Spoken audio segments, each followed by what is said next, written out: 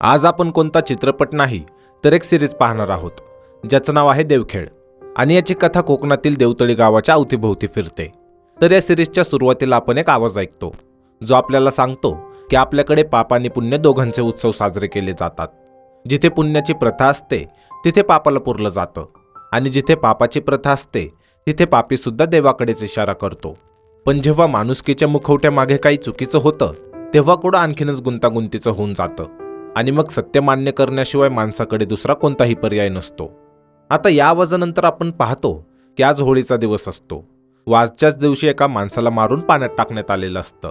पण या गावातील लोक पोलिसांना बोलावून घेण्याऐवजी ते देवी सुखाई माताकडे शंखासूरला माफ करण्याची प्रार्थना करतात, कारण गावकऱ्यांची अंधश्रद्धा असते की या मेलेल्या माणसाने नक्कीच काही ना काही पाप केलं असणार व त्यामुळे शंखासूरने याला मारून टाकलं। खरं तर या देवतली गावात गेल्या 15 वर्षांपासून होळीच्याच रात्री एक खून होत असतो आणि आतापर्यंत जे लोक मेले आहेत त्यातील प्रत्येकाने काही ना काही पाप केलं होतं।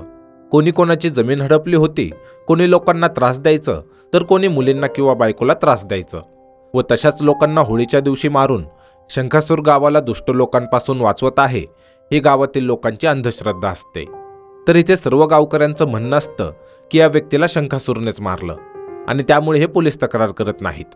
आता इथून सीन 1 वर्षांनी पुढे जातो, जिथे आपण पाहतो की आज पुन्हा होळीचा दिवस आहे। पण आज या गावात विश्वास नावाच्या एका पीआयची बदली होते व याला इथे हे शोधून काढायचं असतं की या गावात 15 वर्षांपासून होळीच्याच रात्री कसे काय खून होत आहेत। आता पहिल्याच दिवशी विश्वास त्याच्या चौकीत उशिरा जातो, जिथे PSI ओंकार जो की नुकताच्या ठिकाणी जॉईन झालेला असतो तो विश्वासला सांगतो की आज होळी आहे, त्यामुळे यांच्या एसपीने यांना गावोगावी पोलीस बंदोबस्त करायला सांगितलं आहे। तसेच कोणकोणत्या गावात त्यांना बंदोबस्त लावायचा आहे ते ओंकार विश्वासला सांगायला लागतो। आता तेवढ्यात विश्वासचा एसपी त्याला एका व्लॉगर यूट्यूबरचा एक व्हिडिओ पाठवतो, ज्यामध्ये तो यूट्यूबर गेल्या 15 वर्षांपासून देवतळी गावात रहस्यमयी खून कसे होत आहेत त्याबद्दल सांगत असतो। तसेच एसपी विश्वासला फोन करून सांगतो की या यूट्यूबरमुळे या गावातील केस बाहेर येतील आणि तिथे मीडिया पोहोचण्याच्या आत विश्वासला या केसचा निकाल लावावा लागेल, नाहीतर विश्वासची पुन्हा बदली करावी लागेल। आता विश्वास जेव्हा त्याच्या टीमला घेऊन देवतली गावात बंदोबस्त करण्यासाठी जायला लागतो तेव्हा त्यांच्यातील एक जण विश्वासला सांगतो की देवतली गावात पोलीस बंदोबस्त केला जात नाही, कारण शंखासूरचं होळीच्या दिवशी पापी माणसाला मारणं ही परंपरा बऱ्याच वर्षांपासून सुरू आहे। गावातील नदीतून, नाल्यातून किंवा जिथे कुठे पाणी आहे तिथून शंखासूर होळीच्या रात्री बाहेर येतो आणि गावात ज्याने कोणी पाप केलेलं असतं त्याला तो शिक्षा म्हणून मारून टाकतो व यामुळेच प्रत्येक वर्षी कोणत्या ना कोणत्या पाणवट्याजवळ प्रेत मिळतं। तसेच गावकऱ्यांना वाटतं की जर या प्रकरणात पोलिसांनी काही केलं तर देवाचा कोप होईल। आता विश्वास व ओंकारला वाटत असतं की ही सिरियल मर्डरची केस आहे, देवाची करणी वगैरे काही नाही, त्यामुळे हे त्या गावात जायचं ठाम करतात। पण यातच धुमाळ यांना सांगतो की काही वर्षांपूर्वी विश्वास सारखाच एक पोलीस देवतली गावात या प्रकरणाची चौकशी करण्यासाठी आला होता। त्यांनी 3 वर्षे या केसचा खूप तपास केला, पण एके दिवशी अचानक ते गायब झाले आणि ते कुठे गेले हे आजवर कोणाला कळालं नाही। आता एवढं ऐकून देखील विश्वास देवतली गावात जायला लागतो आणि तिकडे गावात आपण पाहतो की या गावातील जो शंकर नावाचा मुलगा असतो त्याला गावातील पालखीचा मान हवा असतो, ज्यामुळे गावातील पुजारीचा मुलगा राजन याच्यासोबत त्याचं भांडण होतं। पण तेव्हाच इथे विश्वास व त्याची टीम येते, ज्यामुळे शंकर गप्प बसतो। आता इथल्या सरपंच आणि उपसरपंचला जेव्हा माहीत होतं की विश्वास पोलीस बंदोबस्त करण्यासाठी इथे आला आहे तेव्हा ते विश्वासला इथून जायला सांगतात। त्याचबरोबर इथे उपसरपंच आणि विश्वास यांच्यात थोडी किरकिर सुद्धा होते, पण विश्वास पोलीस असल्यामुळे या पुढाऱ्यांना त्याला बंदोबस्त करण्यापासून थांबवता येत नाही।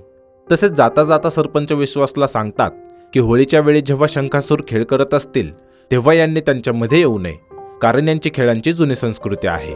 पुढे जेव्हा गावातील तुकाई माता व महाडेश्वर महाराजची पालखी निघते तेव्हा गावातील शंखासूर बनलेले कलाकार पालखीच्या आजूबाजूला खेळ करायला लागतात। तसेच विश्वास व त्याची सर्व टीम गावात नजर ठेवून असते। पण तेव्हाच विश्वास जेव्हा त्याच्या घरी त्याच्या वडिलांना फोन लावतो तेव्हा त्यांचा फोन लागतच नाही। इथे एक सांगायचं राहून गेलं की विश्वासचं अजून लग्न झालेलं नाही आणि तो व त्याचे वडील असे दोघेच घरी असतात। तसेच विश्वासच्या वडिलांचा फोन लागत नसल्यामुळे विश्वास ओंकारवर गावाच्या बंदोबस्ताची जबाबदारी सोपवतो आणि तो त्याच्या घरी जातो, जिथे विश्वास पाहतो की त्याच्या वडिलांच्या मोबाईलची बॅटरी संपलेली असल्यामुळे त्यांचा फोन लागत नव्हता।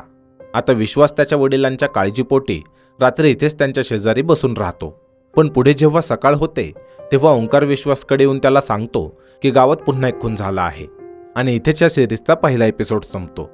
दुसऱ्या एपिसोडची सुरुवात होते या स्टोरीच्या काही वर्षांपूर्वी, म्हणजेच पास्टमध्ये, जिथे आपण उंदऱ्या व त्याच्या आईला पाहतो. इथे उंदऱ्याची आई त्याला शंखासूरची गोष्ट सांगते की खूप वर्षांपूर्वी हायग्रीव नावाचा एक असुर होता, ज्याने ब्रह्मदेवाच्या हातातून 4 वेद चोरले आणि दूर समुद्रात जाऊन तो एका शंखात लपला व तो शंखात जाऊन लपला होता, त्यामुळेच त्याला शंखासूर हे नाव पडलं.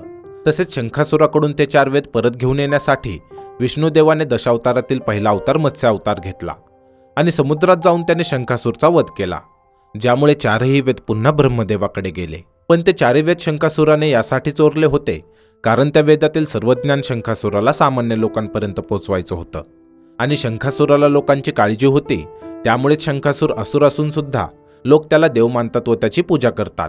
तसेच शिमग्यात देवाच्या आधी शंखासुराची पूजा केली जाते व जेव्हा होळी असते त्यावेळी गावातील काही कलाकार शंखासूरचा वेश करून होळीमध्ये सामील होतात. आता इथेच या गावातील 2 लोक उंदराच्या घरी येतात.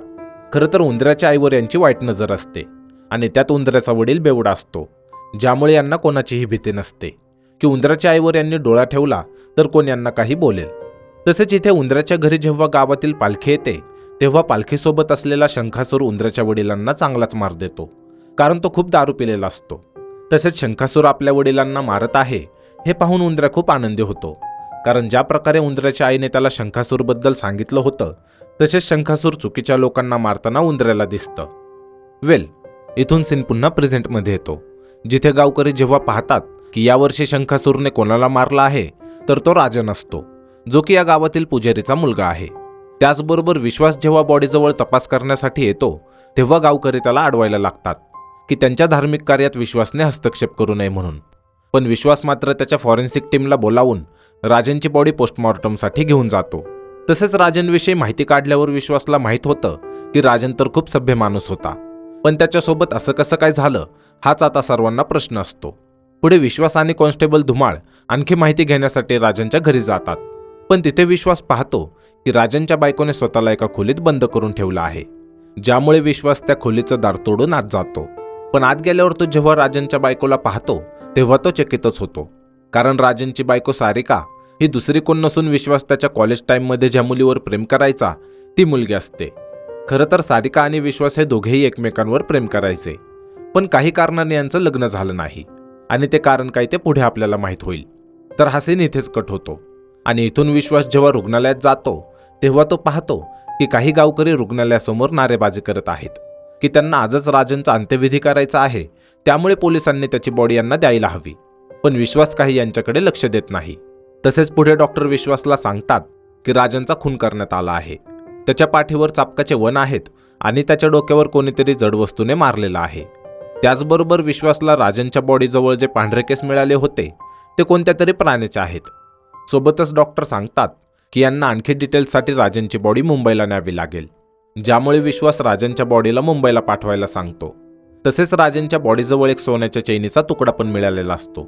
तो विश्वास घेतो आणि त्यापासून काही लीड मिळते का ते पाहायला लागतो, ज्यामुळे एका सोनाराकडून यांना माहीत होतं की ही चैन रामेश्वर महाडिकची आहे.